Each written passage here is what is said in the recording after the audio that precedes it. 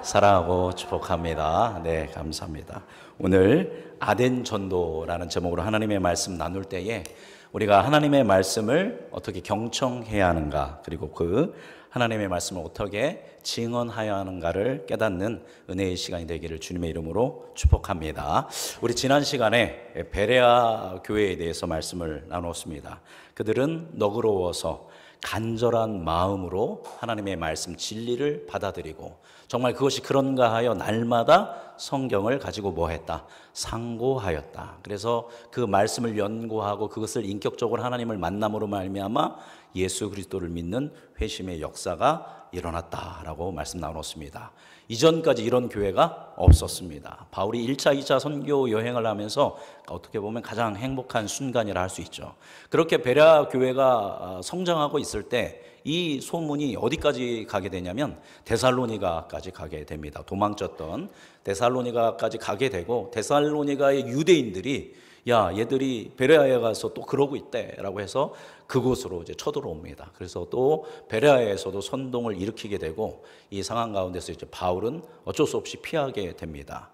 그래서 그 베레아에 디모데와 실라를 남겨두고 본인만 이제 배를 타고 이제 도피하게 됩니다. 그래서 이제 베레아의 몇몇 사람이 바울을 데리고 도피해서 이제 이번에는 백기를 통해서 먼 길을 가게 되는데, 그곳으로 도착한 곳이 바로 오늘 본문에 나오는 아덴입니다. 아덴. 지금은 아덴이라고 안 합니다. 세계사에서는 아덴이라고 안 하고 이 도시 이름을 뭐라고 하냐면 아테네. 들어보셨죠? 아테네라고 하는 도시입니다. 아테네는 어떤 도시이냐면, 지금 우리나라는 민주공화국이지 않습니까? 그죠? 민주주의 국가지 않습니까?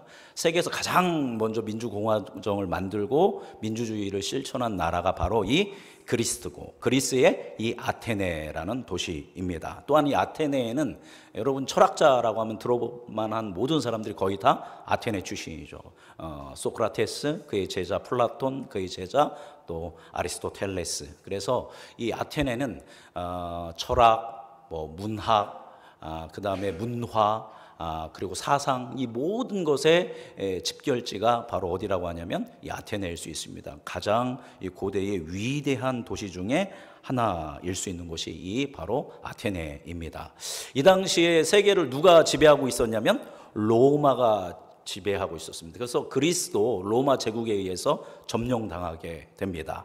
그러나 군사적으로는 점령당했지만 문화적으로, 언어적으로, 사상적으로는 로마가 어디에 점령당하냐면 그리스에 점령당합니다. 로마 말은 뭐냐면 라틴어입니다. 들어보셨을 텐데 라틴어가 로마 말인데, 그때 로마 제국에서 라틴어를 공용어로 쓰지 않고 어디 말을? 그리스 말을, 헬라죠. 그리스가 헬라인데 헬라 말을 공용어로 썼고, 그 다음에 그 로마 제국의 통치 철학, 통치 사상이 다 어디에서 나왔냐면 헬라 철학, 그리스 철학에서 다 나왔습니다. 그래서 그 모든 그 로마 제국의 베이스는 이 그리스의 문화, 그리스의 언어, 그리스의 사상을 기반으로 해서 로마 제국이 그렇게 위대한 제국으로 성장해 나아갈 수 있었습니다. 몇백 년 전에는 이 아테네가 최고의 도시였지만 바울이 갔을 때는 어느 정도 쇠락한 도시였습니다. 그럼에도 불구하고 당대의 가장 위대한 도시 중에 하나였고, 그들의 전통에 대한 자부심은 굉장히 큰 그런 도시였습니다. 그렇게 해서 바울이 아테네에 혼자 간 겁니다. 이제 혼자 남겨진 거죠. 그리고 이제 아테네를 돌아다니다가 이제 그 디모데와 실라를 기다리면서 이제 아테네를 구경했겠죠. 그러면서 굉장히 격분하게 됩니다. 화를 내게 됩니다. 왜 그랬을까요? 우리 16절 같이 읽어보겠습니다. 자, 읽어볼까요? 바울이 아덴에서 그들을 기다리다가 그 성에 우상이 가득한 것을 보고 마음에 격분하여, 그 최고의 도성이라고 하는 가장 위대한 고대의 수도라고 하는 아테네에 갔는데, 그 아테네에 뭐가 가득해요? 우상이 가득했다라는 겁니다. 여러분, 아테네라는 이름 자체도 그리스 로마 신화의 아테나라고 하는 여신을 따라서 아테네라고 이름을 지었습니다.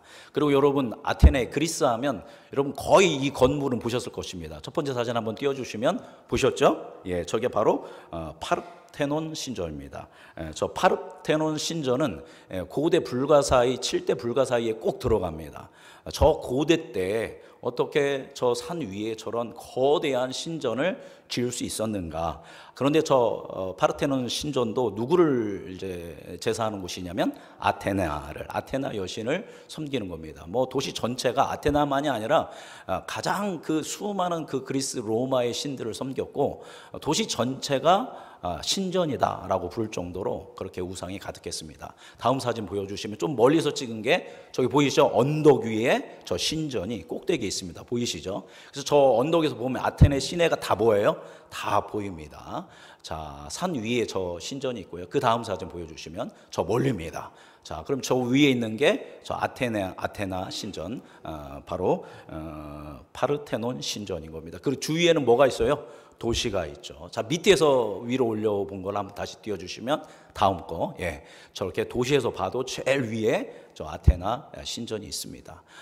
저기만이 아니라 이제 빼주셔도 되겠습니다. 그 도시 전체가 이런 우상으로 물들어 있는 걸 보고 마음에 격분한 겁니다. 바울이 아테나를 보니까 이 아름다운 도시에, 이 위대한 도시에 뭐가 가득해요. 우상이 가득한 걸 보니까 막 격분을 하는 겁니다. 이제 격분을 하니까 이제 바울이 할 수 있는 건 뭡니까?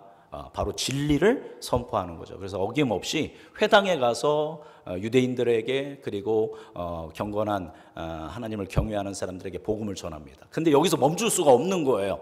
자기가 지금 뭐가 나니까, 화가 나니까. 그래서 막 돌아다니면서, 원래 바울은 그런 식이 아니었는데 막 돌아다니면서 사람들을 막 만나서 누구에 대해서 얘기해요? 예수님에 대해서, 부활에 대해서 막 증언하기 시작합니다. 그러다가 거기에서 에피쿠로스 학파와 스토아 학파 철학자들과 논쟁을 하게 되는데, 논쟁을 하게 된 이유는 복음 때문입니다. 우리 17절 같이 읽어보겠습니다. 회당에서는 유대인과 경건한 사람들과 또 장터에서는 날마다 만나는 사람들과 변론하니, 18절, 어떤 에피쿠로스와 스토아 철학자들도 바울과 쟁론할세 어떤 사람은 이르되 이 말쟁이가 무슨 말을 하고자 하느냐 하고, 어떤 사람은 이르되 이방 신들을 전한 사람인가 보다 하니, 이는 바울이 예수와 부활을 전하기 때문이러라. 아멘. 여기서 쟁론이 일어난 게 마지막 구절에 쓰여 있네요. 바울이 누구를 전했기 때문이에요? 예수와 부활을 전했기 때문입니다. 에피쿠로스 학파와 스토아 학파, 학풍이 다릅니다. 그거에 대해서 설명을 하면 설교가 길어지니까요. 총체적으로, 통합적으로 얘기하면 헬라 철학은 이원론을 기반하고 있습니다. 이원론이라는 건 뭐냐면 육체와 영이 따로 존재한다라는 겁니다. 그리고 물질의 세계와 정신의 세계가 따로 존재한다라는 겁니다. 그런데 이 헬라 철학에서 그러면 물질의 세계를 중요시 여길까요? 정신의 세계를 중요시 여길까요? 당시 정신의 세계, 이성, 영혼의 세계를 중요시 여겼습니다. 그래서 소크라테스 그 자자 플라톤은 뭐라고 했냐면, 진짜는 어디에 있다? 따로 있다. 영적인 세계에, 정신적인 세계에 진짜는 따로 있다. 그래서 그 진짜가 따로 있는 걸 뭐라고 했냐면 이데아라고 했습니다. 이데아, 그죠? 오늘 들으시고 잊어버리셔도 되고 기억해 주시면 더 좋습니다. 이데아. 그 이데아를 다른 말로 얘기하면 뭐라고 하냐면 로고스라고 얘기할 수 있습니다. 로고스. 그러니까 변하지 않는 본질적인 진리는 따로 있어요. 그럼 이 현상에 지금 우리 살고 있는 세계는 뭐냐면 오리지널의 진짜의 그림자라는 겁니다. 그러니까 우리는 그림자예요. 우리가 동그라미를 그리죠, 그죠? 우리가 완벽하게 콤파스로 동그라미를 동그랗게 그리면 그 원은 완전합니까? 불완전합니까? 우리가 생각하기에는 완전한 것 같지만 아무리 원을 그려도 진짜 동그랗게는 못 만든다라는 겁니다. 그 진짜 동그랗게 만드는 거는 영적인 세계, 이데아에 동그란 게 있고, 우리가 동그란 게 만든 거는 진짜 동그란 게 아니라 동그란 것처럼 보이는 그림자일 거라는 뿐이라는 겁니다. 이게 이원론의 기본 바탕입니다. 그러니까 육체는 중요해요, 안 중요해요? 그렇게 중요하지는 않습니다. 뭐가 중요해요? 영적인 정신이 중요하다라는 겁니다. 이게 기본 이들의 철학입니다. 여러분, 소크라테스가 그 독배를 마시면서, 그죠? 독이 든 그 잔을 마시면서 뭐라고 했다고 해요? 악법도 법이다. 그래서 자기 사형 선고를 내렸는데 막 도망치자라고 하니까 제자들이 도망치시죠 그랬더니 아니다. 악법도 법이다 하면서 그 독이 든 배를, 독잔을 쫙 마셨습니다. 멋있어요? 안 멋있어요? 우리가 생긴 멋있죠. 의연하죠. 이 당당함을 봐라. 그런데 소크라테스에는 그게 그렇게 무서운 일이 아니에요. 소크라테스, 플라톤 이런 사람들한테는. 왜냐하면 죽으면 내 영은 뭐예요? 육체는 감옥입니다. 감옥. 그래서 내 영이 자유로워지는 겁니다. 그래서 이제 스토아 학파 나왔는데, 스토아 학파의 유명한 세네카라는 사람이 있습니다. 네로의 스승이었는데, 세네카는 죽음은 우리의 영혼을 자유롭게 해준다라고 했고요. 그래서 스토아 학파를 만든 제논이라는 사람도 자살을 했습니다. 그래서 그 죽음이 오히려 내 영을 자유롭게 한다라는 생각이기 때문에 육체는 그림자고 의미 없다라고 이들은 생각합니다. 그게 헬라 철학의 아주 기본 베이스가 되는 겁니다. 자, 근데 그 사람들한테 예수님에 대해서 얘기하면서 예수님이 십자가에 죽으시고 뭐 하셨다고요? 부활했다라는 거는 무슨 얘기예요? 영이 떠났다가 다시 몸이 살아나서 몸으로 다시 뭐 했다는 거예요? 들어왔다는 겁니다. 여러분, 기독교는 이원론이 아니에요. 우리가 죽어서 우리 영혼이 저 천당으로 가는 종교가 아닙니다. 우리는 뭐의 종교냐면 부활의 종교입니다. 다시 뭐를 잊게 돼요? 우리 영만 천국으로 가는 것이 아니라 예수님이 다시 오실 때 우리의 육신이 다시 살아나고 우리 안에 영이 다시 들어와서 다시 인간이라는 이 실제적인 존재가 되는 겁니다. 그래서 기독교는 이원론이 아니라 이론론입니다. 이론론. 하나님이 영만 만드셨나요? 아니죠. 몸과 영을 만드셨습니다. 그걸 뭐라고 해요? 사람이라고 하는 겁니다. 지만근 목사가 사람이 되려면 육체도 있고 뭐도 있어야 돼요? 영혼도 있어야 합니다. 그래서 반드시 우리가 영생을 온전한 하나님이 만드신 본질적인 존재로 살아가려면 뭐가 있어야 돼요? 육체도 있어야 하고 영도 있어야 한다라는 겁니다. 이게 기독교의 그리고 헤브라이즘의 가치인 것입니다. 그런데 이 헬레니즘, 이 헬라 철학을 한 사람들한테는 뭐라고? 죽어서 영이 자유로워졌는데 다시 부활해서 영혼이 다시 감옥에 들어온다고? 그들이 생각하기엔 이게 너무나도 무식한 얘기고 너무나도 혐오스럽고 끔찍한 이야기로 들릴 수밖에 없었던 것입니다. 너무 새로운 거예요. 이렇게 부활에 대해서 얘기하는 종교는 그렇게 많지 않습니다. 죽으면 천당 간다 이런 종교 많아요. 그리고 이 땅이 최고니까 이 땅에서 마음껏 살아야 한다 이런 종교는 많지만 죽었다가 다시 살아나서 영원히 산다라는 종교는 기독교밖에 없습니다. 그리고 이제 그걸 따르는 기독교 이단들이 또 이상하게 만들어서 그렇게 얘기하는 것뿐이죠. 자, 그런데 이 바울의 이야기를 듣고 사람들이 막 조롱하고 해도 너무 새로운 얘기인 거예요. 그래서 한번 얘기 좀 들어보자 해서 아레오바고라고 하는 그런 광장으로 바울을 불러들여서 바울의 이야기를 한번 들어보려고 합니다. 분노했으면서도 왜 바울 얘기를 들으려고 했을까요? 우리 21절 같이 읽어보겠습니다. 21절 읽어볼까요? 모든 아덴 사람과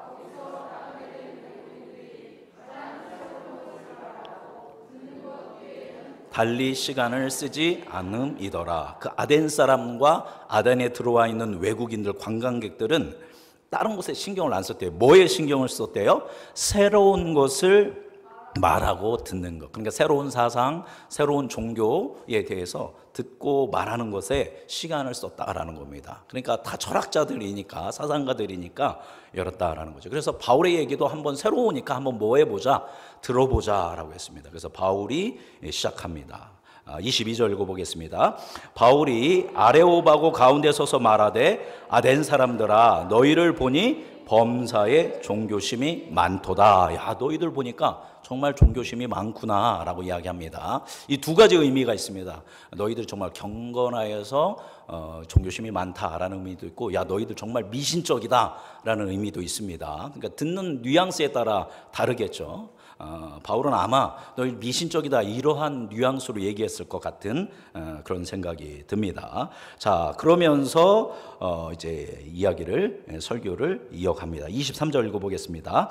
내가 두루 다니며 너희가 위하는 것들을 보다가 알지 못하는 신에게라고 새긴 단도 보았으니 그런즉 너희가 알지 못하고 위하는 그것을 내가 너희에게 알게 하리라. 예, 바울이 격분했다고 했죠. 왜냐하면 그 안에 뭐가 워낙 많으니까, 아테네 그 성에 우상이 너무 많으니까 너무 분노했는데, 심지어 어떠한 자리도 있었어요?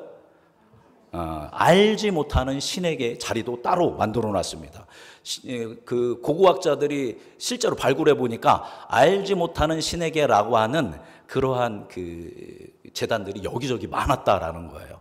여러분 생각해 보십시오. 그리스 아테네에는 그리스 로마에는 많은 신들이 있습니다. 병이 걸리면 이 신한테 가고 뭐 아이 공부 문제는 이 신한테 가고 전쟁이 나면 저 신한테 가고 그러니까 제사 드릴 일이 많아요. 그죠? 행복하겠어요? 불행하겠어요?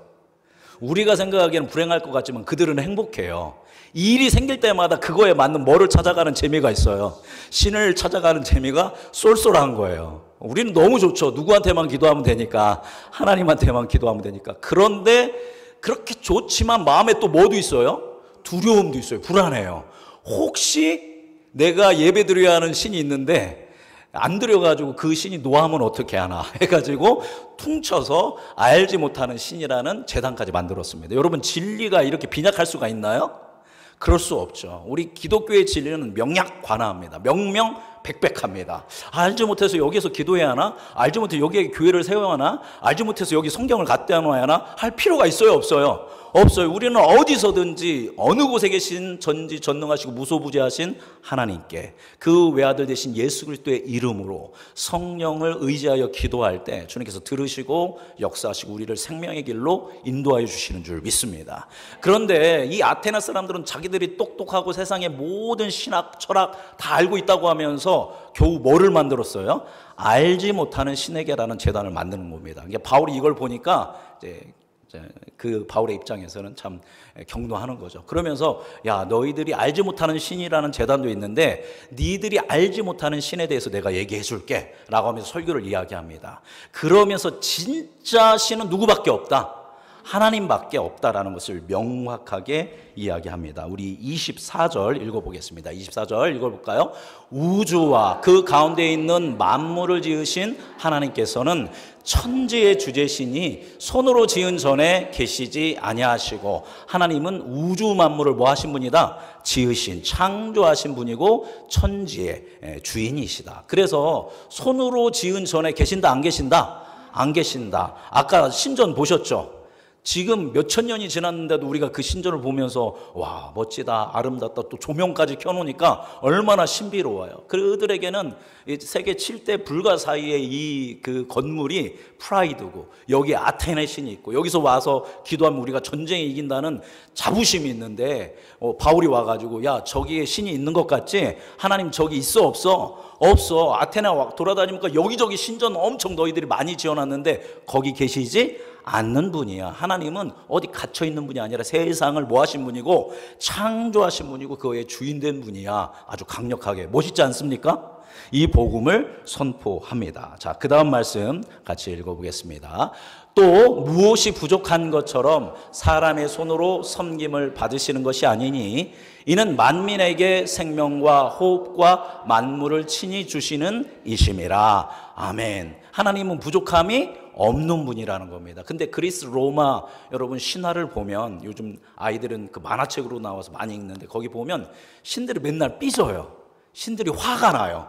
그러면 백성들이 뭐를 해야 돼요? 그 제우스라든가 헤라라든가 막 가가지고 막 떨고 죄송하다고 하고 제사를 막 드려서 달래야 돼요. 그리고 그 신들은 사람들한테 관심이 있어요, 없어요? 관심이 없어요. 그러다가 자기한테 함부로 대하면 인간 따위가 나한테 함부로 해 가가지고 막 벌 내립니다. 그리고 그 음란하기 짝이 없습니다. 그래서 뭐 겁탈하는 얘기, 신들끼리 사랑하고 또 서로 세 다리 양다리를 걸치고, 신이 아니에요. 보면 그리스 로마 사람들이 자기의 욕망을 투사한 거예요. 누구한테? 신한테. 내가는 못하겠으니까 신들은 거룩한 존재니까 마음대로 할 수 있지 않겠느냐. 그래서 아주 추잡해요, 신들이.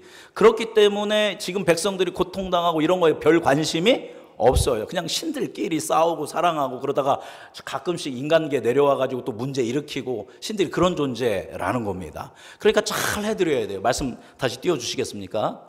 예.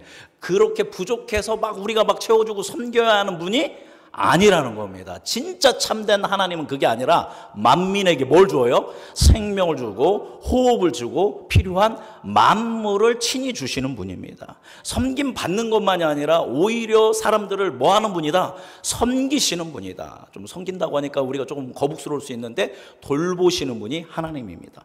그 하나님은 내려오셔서 우리의 삶 가운데 개입하시고 우리를 붙들어 주시는 분이 우리 하나님이다 라고 이야기합니다. 우리 26절 같이 읽어보겠습니다. 인류의 모든 족속을 한 혈통으로 만드사 온 땅에 살게 하시고 그들의 연대를 정하시며 거주의 경계를 한정하셨으니, 우리 하나님은 한 혈통으로, 우리가 다 뭐 성도 다르고 가문도 다르고 그런 것 같지만, 또 인종도 다른 것 같지만, 다 알고 보면 누구에게서 왔어요? 아담과 하와에서 한 혈통으로 나오기 때문에 우린 다 한 형제 자매가 된다라는 것이죠. 그리고 그들의 뭐를 정하셨대요? 연대를 정하셨습니다. 연대는 시간을 이야기하는 겁니다. 시간을 초월하고 시간을 다스리는 분이 하나님이고, 우리의 거주의 경계를 지으신 분이 바로 우리 하나님이다. 하나님은 이런 신전에 갇혀 계시고 너희들이 이렇게 달래고 이럴 분이 아니라 어마어마하고 위대하시고 우리의 삶을 돌보시고 이 모든 것들을 조성하시고 이끄신 분이 우리 위대하신 하나님이다 라고 이야기를 합니다. 그러면서 이제 바울이 공부 좀 한 사람입니다. 다소에서도 헬라 철학에 능통한 사람이고 또 히브리 철학에도 능통한 사람이니까 이제 헬라 철학자들이 했던 유명한 이야기를 이제 인용합니다. 우리 28절 말씀을 보면, 28절요. 여기 보니까 노란 글씨를 보면 우리가 그를 힘입어 살며 기동하는 존재니라. 이 말씀을 보면 이 존재하느니라 이 이야기는 뭐냐면 성경의 이야기가 아니라 헬라 철학자인 에피메니데스가 그의 책 크레티카에 쓴 이야기입니다. 또 밑에 보면 우리가 그의 소생이라, 우리가 하나님의 소생이라, 이 이야기도 아라투스라는 사람이 파이노메나라는 책에 기록한 겁니다. 그러니까 헬라 철학자들이 한 이야기를 인용한 겁니다. 그러니까 바울이 인문학에도 능통하니까, 야, 너희들이 존경하는 철학자들이 이 얘기했지, 우리가 이게 존재하는 게 하나님을 힘입어 존재하고 우리는 하나님의 소생이라고 너희 철학자들도 얘기했지, 맞아 라고 이야기하는 겁니다. 자, 그러면 우리는 누구의 소생이 되는 겁니까? 하나님의 소생이 되는 것입니다. 자, 그 다음 말씀 같이 읽어보겠습니다.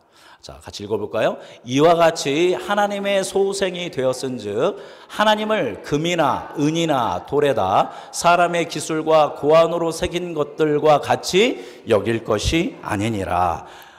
가장 하나님을 닮은 존재는 누구예요? 우리라는 거죠. 그죠? 우리 안에 하나님의 성품이 담겨져 있습니다. 그런데 너희들은 하나님을 믿는다고 하는데 저런 사물, 금이나 은이나 돌에다가 이렇게 새기고 조각해서 만들고 마치 그걸 누구처럼 섬기는 거, 하나님처럼 섬기는 거, 그건 하나님을 완전히 하찮게 만드는 것이다. 하나님은 그런 분으로 여길 분이 아니다. 그런 형상 이런 거 만들어서 거기에 존재하고 우리가 예배하고 그럴 대상이 아니고 온 우주에 충만하시고 이걸 창조하시고 통치하고 다스리는 분이 우리 하나님이다 라고 이야기합니다. 너희가 이전에는 알지 못해서 이런 것 같지만 그거 절대 아니다 라고 이야기하고 있습니다. 30절 읽어보겠습니다. 읽어볼까요? 알지 못하던 시대에는 하나님이 관가하셨거니와 이제는 어디서든지 사람에게 다 명하사 회개하라 하셨으니, 이전에는 너희들 모를 때는 하나님이 봐줬지만 이제는 내가 지금 복음을 전해서 너희들이 알지 않느냐, 하나님은 너희에게 뭐 하라고 얘기하신다?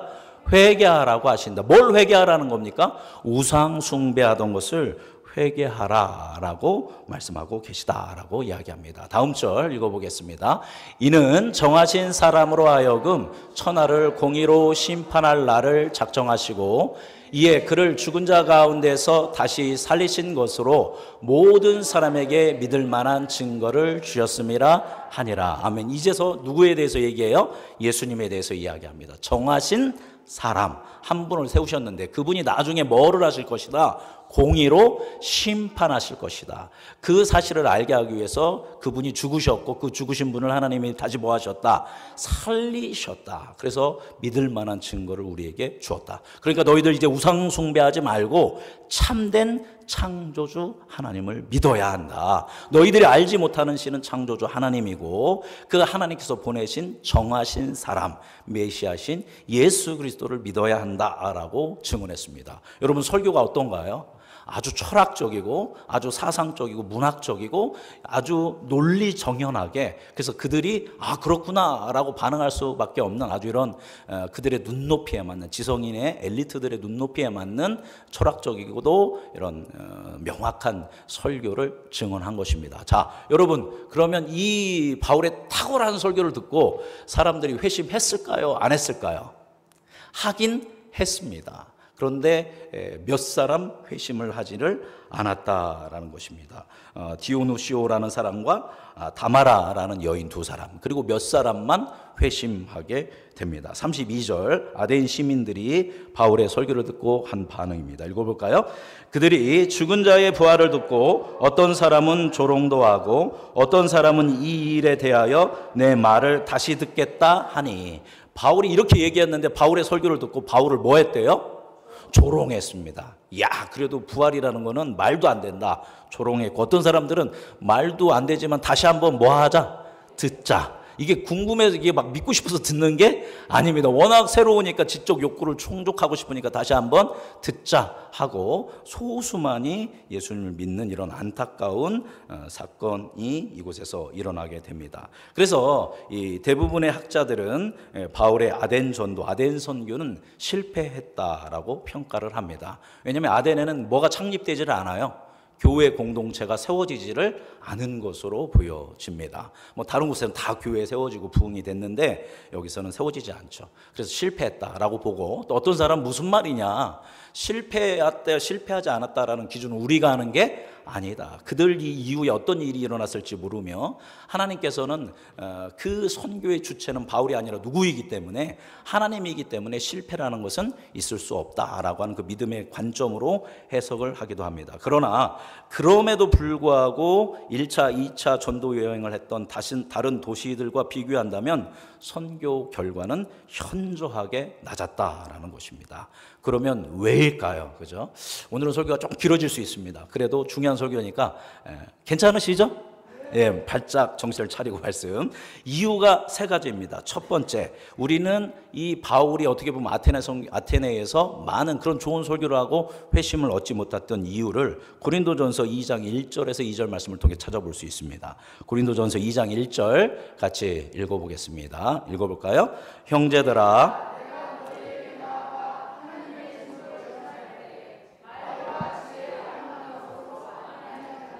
아멘. 자, 이게 고린도 전서입니다. 이제 아테네에서 이렇게 전도했잖아요. 잘 안 된 겁니다. 그래서 그 다음 어디로 가냐면 당시 그리스의 수도인 이제 고린도로 가게 됩니다. 그래서 다음 주에 아마 이제 고린도를 보게 될 것인데, 고린도에서 전도를 하면서 바울이 작정한 겁니다. 이제 내가 뭘로 하지 않겠다? 말과 지혜의 아름다운 것으로 증거하지 않겠다. 그러니까 방금 어디에서? 아덴에서 자기가 설교할 때는 말과 지혜의 아름다운 것으로 자기 가지고 있는 인문학과 철학적 소양을 압축해서 이제 설교를 한 것입니다. 이제 이렇게 설교하지 않겠다. 어떻게 설교하겠다? 2절 읽어보겠습니다. 2절. 내가 너희 중에서 예수 그리스도와 그가 십자가에 못 박히신 것 외에는 아무것도 알지 아니하기로 작정하였음이니라. 뭐 알지 못하는 신, 철학적, 그리고 인문학적 그들의 헬라 사람들의 말을 인용하고 이제 이런 거 하지 않고 나는 오직 누구만 전하겠다. 예수 그리스도만 증언하기로 하였다. 그래서 고린도에서는 누구에 대해서만 얘기해요? 예수 그리스도의, 그분의 대속의 십자가의 사랑에 대해서, 부활에 대해서만 선언하게 된다라는 것입니다. 자, 무슨 얘기냐? 아덴에서의 그 바울의 설교는 철학자들, 지성인들에게 논리적이고 철학적이고 종교적으로 접근하는 탁월한 설교였지만, 예수 그리스도의 십자가의 대속과 부활의 의미, 그리고 그분의 승천, 다시 오셔서 이룰 완전한 하나님의 나라 구원의 의미에 대해서는 담백하게 전하지를 않았습니다. 심지어 설교문에 누구 이름도 안 나왔어요? 예수 이름도 안 나왔어요. 그냥 뭐라고 했냐면 정하신 자.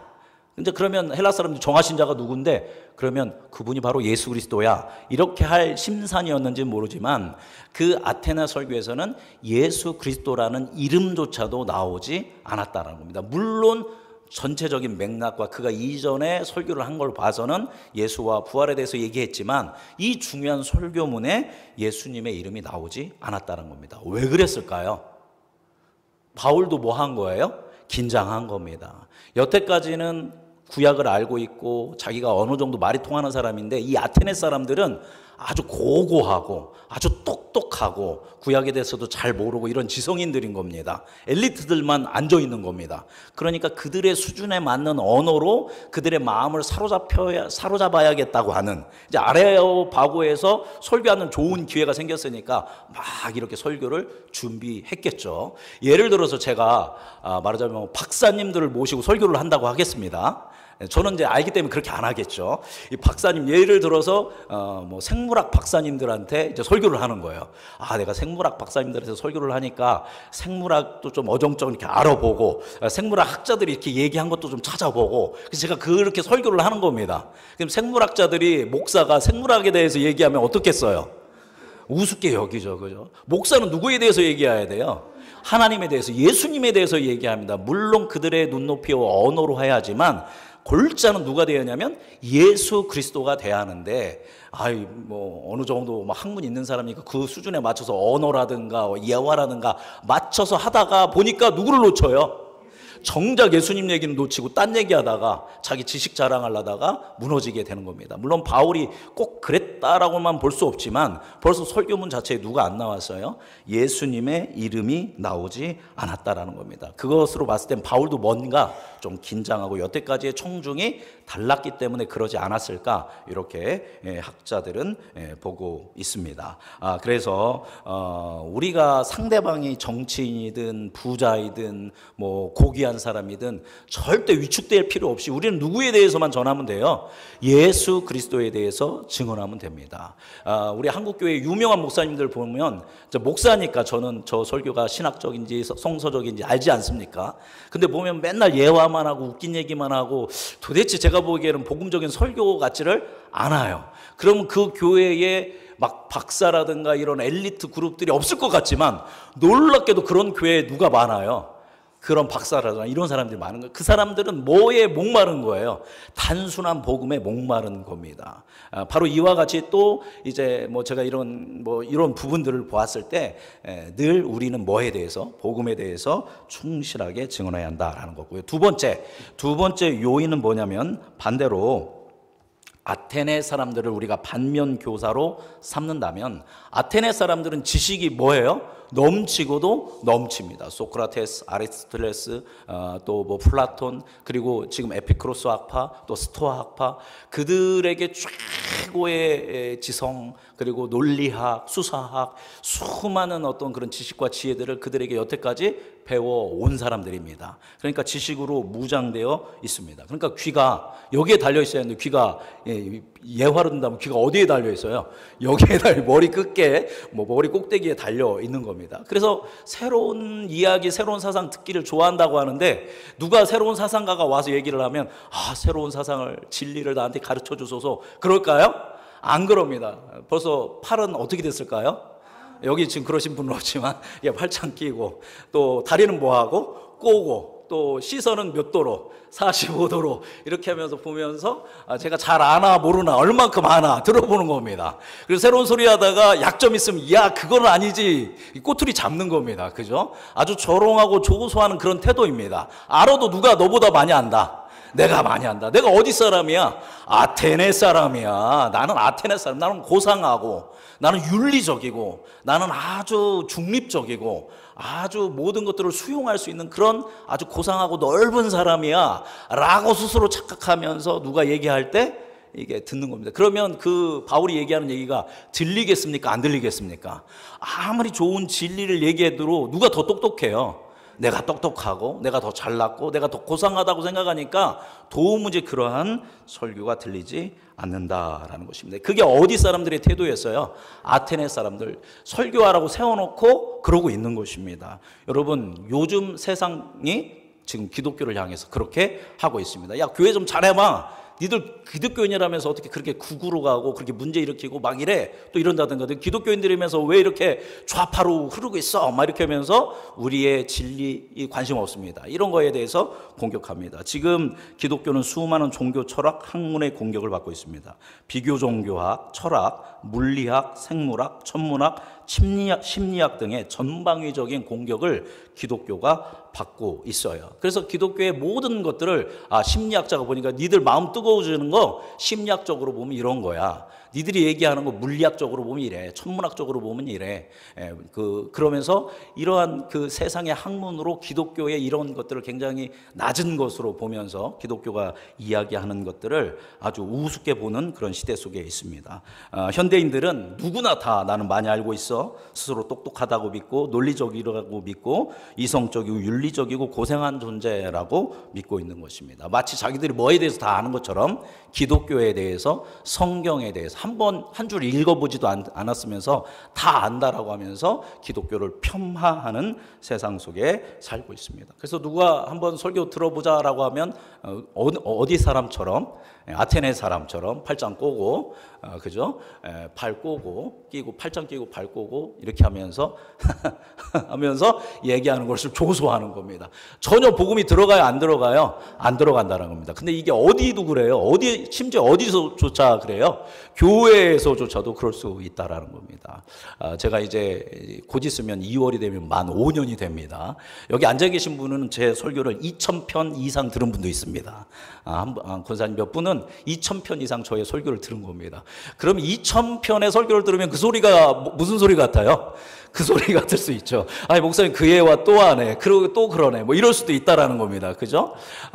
설교 말씀을 들을 때조차도 우리가 이제 귀가 높아져 있고 여러분이 원하기만 하면 인터넷에 유튜브에 신학 강좌도 많고 여러분이 지금 제가 사도행전 강의하고 있는데 사도행전 궁금하면 기독교 역사 2000년 역사의 기라성 같은 신학자들이 쓴 사도행전 설교집도 있다라는 겁니다. 그죠? 이제 그런 것들에 많이 노출되고 또 인터넷 설교를 많이 들어보니까 누가 설교해도 잘 들리지를 않는 그런 경우가 있다라는 겁니다. 이거 우리도 돌아봐야 합니다.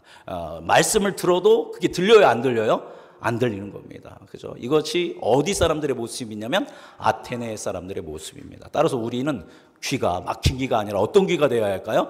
뚫린 귀가 되어서 들어도 듣지 못하는 아테네 사람과 같이 되는 것이 아니라 여러분이 선언되어지는 말씀, 여러분이 성경 읽고 묵상할 때 그 말씀이 여러분의 귀를 뚫고 여러분의 가슴을 뚫어서 들을 수 있는 은혜가 있기를 주님의 이름으로 축복합니다. 마지막 세 번째는 뭐냐면 지금 바울이 누구랑 같이 있어요? 아테네에서 누구랑 같이 있어요? 네, 혼자 있습니다. 그죠?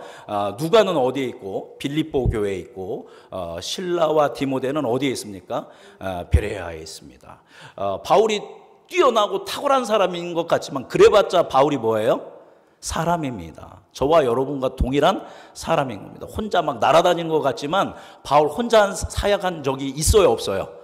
없어요. 1차 때는 바나바랑 같이 다녔고 2차 때는 수많은 사람들이랑 같이 다녔어요. 그래서 아테네 도착하자마자 아테네 그 사람들 다시 베레아 사람 돌려보내면서 빨리 누구 오라고 얘기해요. 실라랑 디모데 빨리 보내달라고, 빨리 오라고 하라고.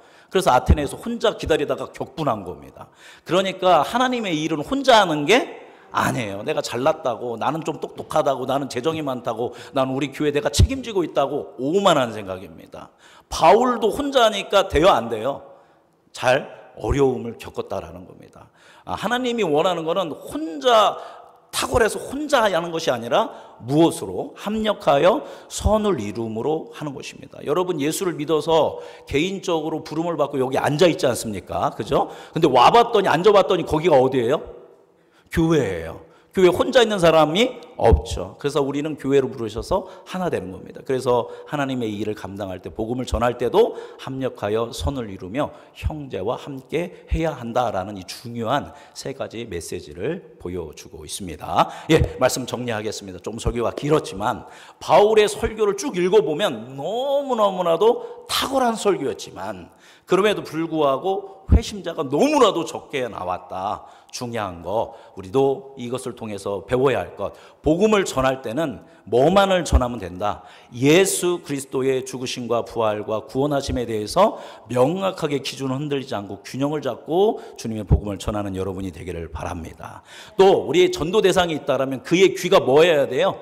열려야 합니다. 그래서 전도 대상이 있다면 내가 이야기할 때 그 귀가 열릴 수 있도록 인도하여 주옵소서. 기도해 주시고, 또 누구를 위해서도 기도해야 합니까? 나 자신도. 그저 내가 말씀을 읽을 때, 설교 말씀을 들을 때 나의 귀가 뚫린 귀가 되어서 복음을 듣고 겸손하게 복음을 삶에 반응하고 적용할 수 있도록 도와달라라고 기도해야 할 것이고, 세 번째, 홀로 할 것이 아니라 내가 전도 대상자가 있다면 합력하여서 함께 기도하면서 우리가 전도할 수 있기를 바랍니다. 구역원들이랑 함께 그렇게 하면서 합력하며 전도할 때 이제 믿음의 이 말씀 듣는 자세가 아테네 사람 같이 아니라 우리 지난주에 어디 사람처럼, 베레아 사람처럼 그렇게 갈 때 아테네 같은 도시가 아니라 베레아와 같이 말씀에 흥황이 있는 우리 음성 중앙교회, 우리 모든 성도님들 되실 줄 믿습니다. 기도하겠습니다.